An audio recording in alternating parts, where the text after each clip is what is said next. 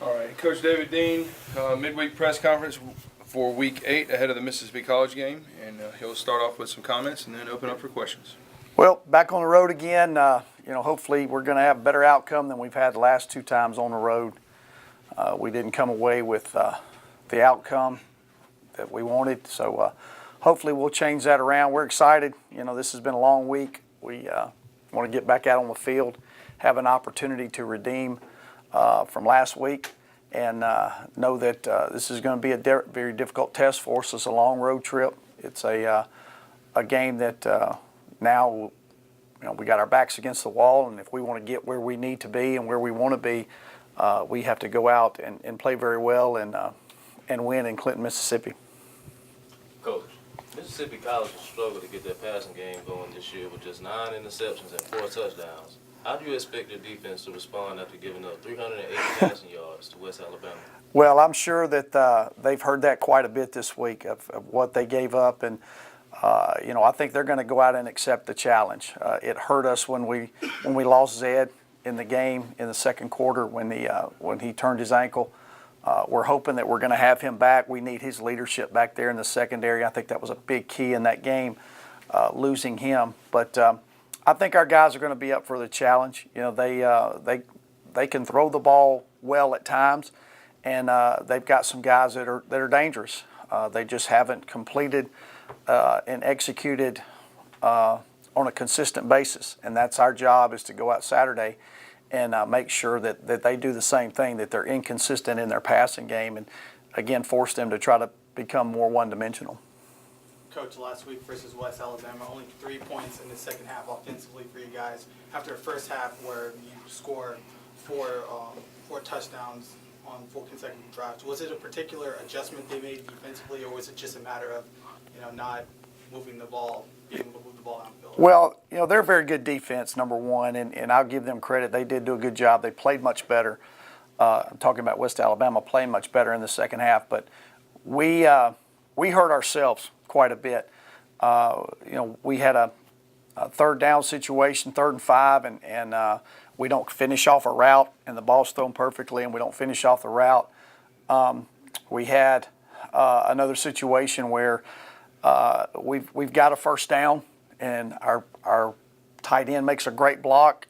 We're 3rd and 1. We get 8 yards on it. Now all of a sudden we get a holding call, and we're back to 3rd and 11.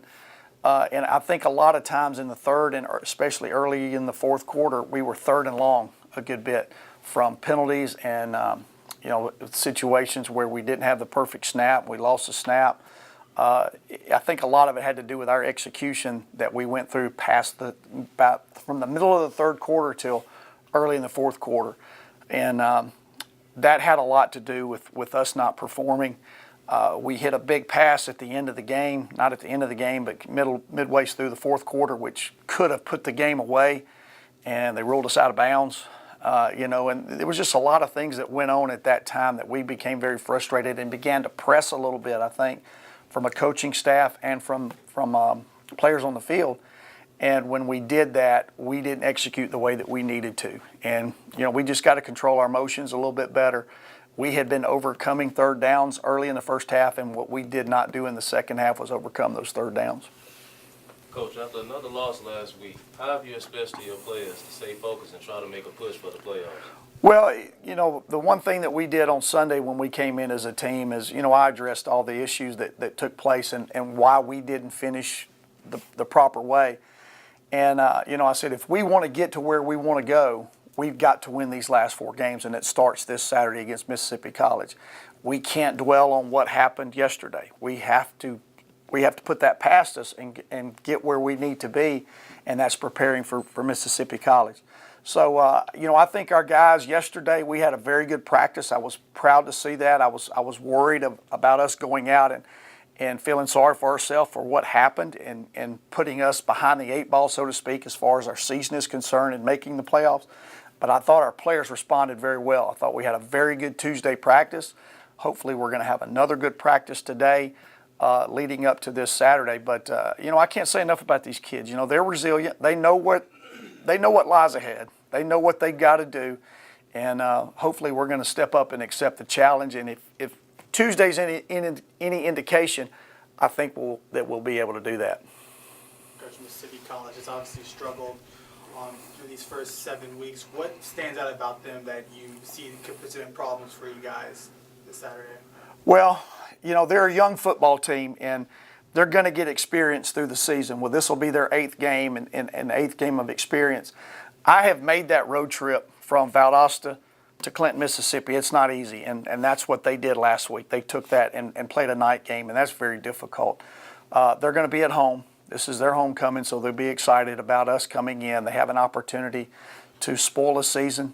For us, this is a game that we must win, and for them, it's a game that they can ruin a season. And I'm sure their coaches are pressing that and saying that this is you got them at the right time, coming off a game that like last week. So they're good enough that they can pose some problems. They play hard. They've been in situations where they could win games and things just didn't go their way, kind of like we had in the second half. I'm just hoping that it doesn't turn around and they find a way to make those plays this Saturday against us. Coach, Devontae Jackson had another stellar performance after nearly having a 400-yard day last week. How are you expecting him to play against a team that's given up 17 touchdowns to running backs? Well, I hope he plays exactly the same way he played this past week.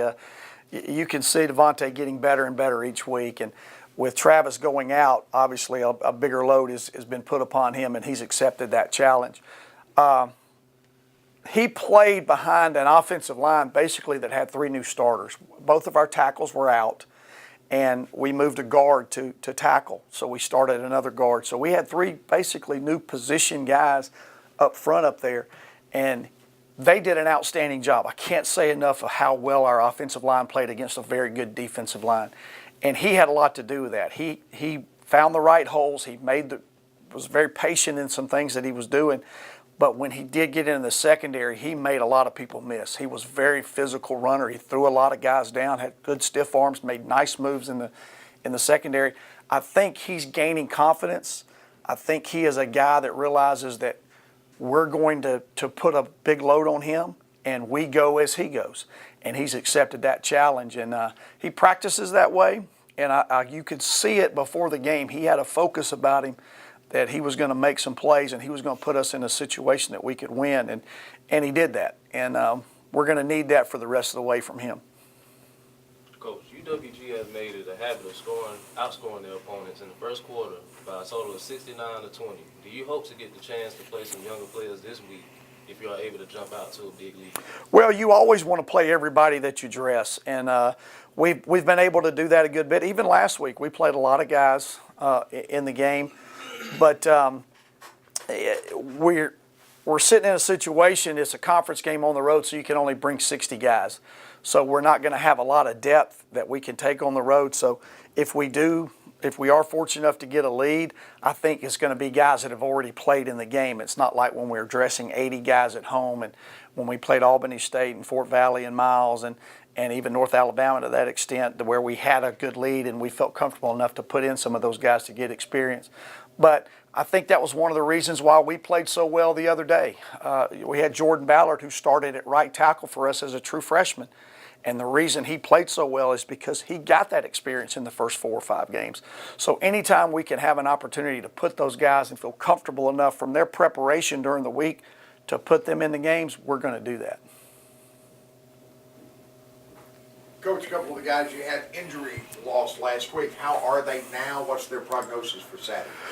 Well, I still think we're going to be without Des Harrison. I don't think he's going to be able to play again. Unfortunately, his knees still bother him. It's still a little bit loose. So we will not have him. Zed, I think he's going to be able to play. He was still hobbling around a little bit from that ankle from Saturday.